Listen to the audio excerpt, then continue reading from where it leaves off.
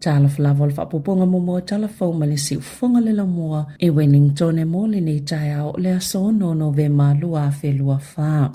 Mo atu ia tunu I fafo, wo o mai le aso tono al whainga palo ta tele le malo le United States o Amerika e filifili ai po Kamala Harris po o Donald Trump o le avea ma presidente so o ai nei. Ini palo te sa ile ni finangalo tangata lau tele o lo o vava la lata lava le lango mosu I to o lua I se tete fitu I e fōlinga I o noi loa ai po ai o le amano malo o Arizona, Georgia, Michigan, Nevada, North Carolina, Pennsylvania, mo Wisconsin. O le lata li tu lai onol down le la taimini usila na whaiele palo ta Trump I Florida na I sauno ai e te lelo na tali tonunga o le amano malo ma o le a le fila ta I fo I le unga o le whainga palota na whaiele palota Harris ele I o mai le so I Philadelphia I le aso ananafi na whaale o ai le sui presidente Kamala Harris o lana whi au fia momoli atu o sauni Amerika e laa I luma ma whaatutua nai mai ni upu whaio le malo o se fulu tausanga o ta iala ina I le fefe ma fe vai vai inga sa wha ngā solo whaatau sina whaai o Donald Trump I le Grand Rapids I Michigan bei fo iona ia whaie le luafe sfulu wono ma le luafe lua sfulu ma sa ia fola fola ai o le aia fofo ina whaafitau li le atunu o ma whaapa u la fonga o Indiana ma Kentucky e mo mua tapuni ai le soa la tau palota I le ito lai sa fulu lua I le awauli taimi New Zealand au Alaska e muli tapuni ai le ito lai fitu I le afiafi o li potia watu inato e se wha amasinonga I Pennsylvania le whaatanganga I le talo sanga asui o le ofisa whai palota I Cambria County ina ia wha upopo I tula al palota sa ia tale se fulu I le po o le itu lai whai le afiafi taimi New Zealand ona o se wha le tonu I masini komipiuta na poloka ai le palota. I New Zealand nei, o tau whilo fisola fonga po le IRD, ni toi whao ngāo wha mamonga patino tangata tutongi la fonga, e whai ei wha salalanga wha alawi loi lunga upe ngā fiso o ta inga na mafua, ona na tite ele to avalu awhio tangata tutongi la fonga I le ofisa, e wha atatau ila lato wha inga leo lo wha soa I wha mamonga o tangata, mua lato wha salalanga wha alawi loa, na wha ilo ele komisina o le IRD Peter Mercy I le au wha salalawi la salua, sao lato talitonu lava, e mato ato na saunga le mule polo kalame ma o se awala I tala fia ngai le leitu pe o lo wha aluinai ina ia mawhaiana o atu wha amatalanga wha atitawi la fonga I tangata ma wha ala potopotonga o lo wha atutu tonu iai peitai talwa I lito o tele o lo o tite ele a whainga ma whai eisa lato wha I unga ele mawhaiana o lato toi wha o ngaina e luani mata upu Sāmoa wele IRD sa wha ai loa wha alawa I tele ai wha amamonga patino ni tangata ai sa le ililei o na pui malu ia wha amamonga e to olua se la wono se fulu valu afe tangata whai la fonga na o fie lea mata upo ma o le ato si atu iai le IRD e wha amatala ma wha ato ese iai e to tono le isi lua se fulu whai to la pe ana sauno le komisina e le asolua na wha ilo le fie o David Buckingham o se kone sale mata uptau ngā luenga I Queenstown I lea whai unga ma o ia lea na mata wina le ngā yoenga le IRD ma avela na wha sea I nai masina watuana I atu. Wa wha mautua le malola la tau fuafua ngai wha I tite le pise o awala titele. Ma wha yeise awala e pito sili atu o na vaveo o aita awale ile malai wa alele. E au fieini ana fau se lua po tunnels. Ma se awala e wha I tite le tumu ma le pise o le Basin Reserve. O le awala fau ile ana po le tunnel fau mua. O le aui I lalo le Mount Victoria. Pe tesi ma le 5 kilomita le umi. E le mamao ma le tano leolo I le taiminei. Ma le isi ana luna lua. E felata e ma le ana olo I le Terrace Tunnel, pe tesi ma le 5 kilomita le umi. Sa ilo le malo I se taimi o tona ai, le whaio se awala e 4 kilomita le umi, I lalo o le ai. O whailoini whaamomonga fau le onga le tōlanga na awhiei ai ngai nei tau sanga ua mawai atu. Ona o le maululunga o tuluio ai Tala Fou. Na whaaliei whaamomonga le ofisa fo inumera whaamomawina New Zealand, le Stats New Zealand. Le siti atu I le se lau se fulufitu pasene I totono o tau sanga e tolu. E o mai a se tema, pasene tului e totongi o ai Tala Fou. I totono la vole e piliota. E se fululima tesi ma le fitu pasene, na siti ai le tau o le soifuanga, e to saima fuafuanga le CPI. ai. O lo tu maupea le maululungo tului tutongi momo kesi. Po ono no ngā tupeo fale. Masafa awa upeo na avia masetasi o mafua anga na matuasi iti ai le tau le soifuanga mo le te leo ainga. I tutono le tau sanga e o maya se tema e se fululua te sima le lua pasene na si iti ai tau e tutongi mo tului o ai Tala Fou na ta ue Kareth Kiernan o le Infometrics na amata o na pa pasene tului o mo kesi le ono masina taluai mo o te tau fo o na ave ese ainga pasene tului po rates o loo iai ai anga i tutongi ni pasene mawala lalo o la navalo anga e toi pa pasene tului o mo kesi i le vao le 5 ma le 5 te sima le 5 pasene.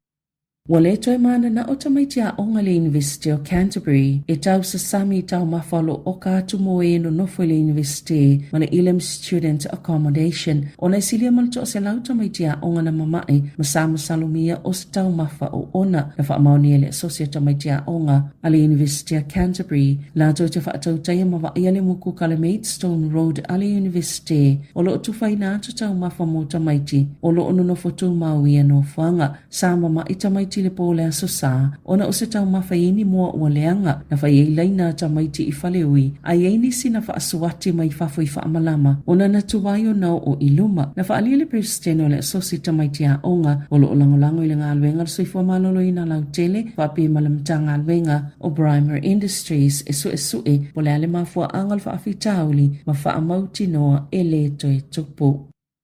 Watoe o seanga o na amata le malo i te tono New Zealand ni phonic tests po le whasota inga le vao mata i tusi maleo po whaaleo ngā upu ia o ngā tolanga lua. Ai ua whaali se saililinga i Peretania o ni suenga tali tutusa ma i suenga i te tono Engilani e le te le lava se suenga mo le whaitau tusi o lo mawaia tamaiti. Nei loi le saililinga pe ona ta ua le Education Policy Institute le ai o ni whaamaoninga ua whaalele ia atili le whaitau tusi a tamaiti ina ua amata whaatino ni phonic screening checks i le luafes fululua i le tausanga mua la lata wa onga i te tono Engilani Sāmoa foi e le ini whaamaoninga o whaalele i le tusi a tamaiti ma o le to telefo i o whaia onga Sāmoa nana oitai ave ese isiaki po suenga po le whaia foi ai o ni suenga se tele sa whata ita il whainga malo i New Zealand le phonics check e amata sue tamaiti ma le tausanga a sau na whailoa le mtanga luenga o whaamtalanga onga o le ao fia le tau mawhai o tamaiti whai tau ni upu e tu samale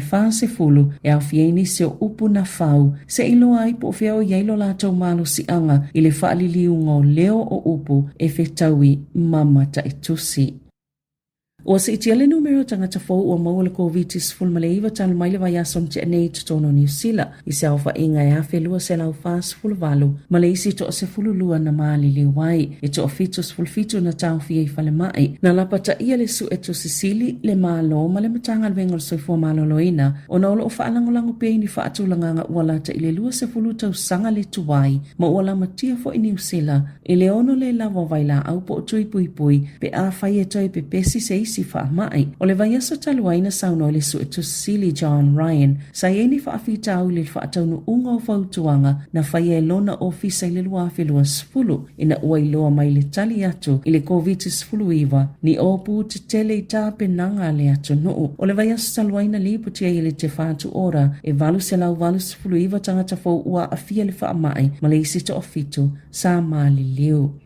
O le asola tau fia inga alwenga suil wha ala putupatonga o tau si soifua New Zealand le NZNO o lo wha whainga alwenga le te whātu ora ini whono tanga i onus fululua i vaenga ese o le tunu o e wha atatau ini mata upu wha anatinati o nei whono tanga i tele ina a mata i le afo le valu le tae au anga i le afo le iwa wha apia ma le afo le lua i le awauli e o atu le afo le tolu e a mata wha ngā solo i le aso e o atu lava i le aso wharaile o le whanau nongo nei whono tanga ina ia whai e tau si soifua o whaatau sanga ma ila atau lo sosani le tau singa o e ngase po healthcare assistance o na ilo le whina ngalo le te whaatu ora po le soifua maloloina e tauwhi mo se taimi le polo kalame o lo whaafitawi pe whaapale ni ai le au whai ngalwe ngā i mana ongo le tau singa o tangata ngase le ana la ngai le taimi na whai e whaatala noanga i le masina taluai o le fono le ufofoina mo tau si soifua i Wellingtone le a whai le i le Lower Heart Events Centre le Town Hall tuwai mai le afo le lua i le awauli i o ato i le afo le tolo. I ta alonga O se tu ungai masani ona whaatalitali ai New Zealand ma Ausitalia peta ai walangona le leo le whiwai ai pe o se tu unga ua te tau loa o na taofi ona o sa wanga i mea ola. O le asolua sa whailonga i naile se lau ono sifulfata usanga talo na whaieli tu unga solfanua le o whaingoina o le Melbourne Cup i Flemington. I se li poti le Coalition for the Protection of Race Horses po le puipuinga o solfanua o whaonga i tu unga e tu samale se lau lima sifultasi solfanua na mamate i le tausanga taluai ia whainga whaapisinisi o mafua anga e a fiele ma i whato solfanua matua onga a fianga o iulu a whaina o lato vai tafe totoi tutoni o lato totonga ma isi lava whaafita hauli. I totono ni sila o ta uele whaalapo tupatonga e tu samale lua se fulu solfanua na mamate le tausanga e o mai le whaiunga i ulai ono ni whaalavilavi pe ua tui fo i whaumaola ono ni manu anga onga mai tu unga wali ipotia le whaititio le lango i tu unga solfanua i nei tausanga ua tuana i atu o whaamomonga le tausanga talwai Australia na whaaliai e ono lua pasene o Australia e le vā o le taisfulu valu ma le taitolu wha tausanga le mātutua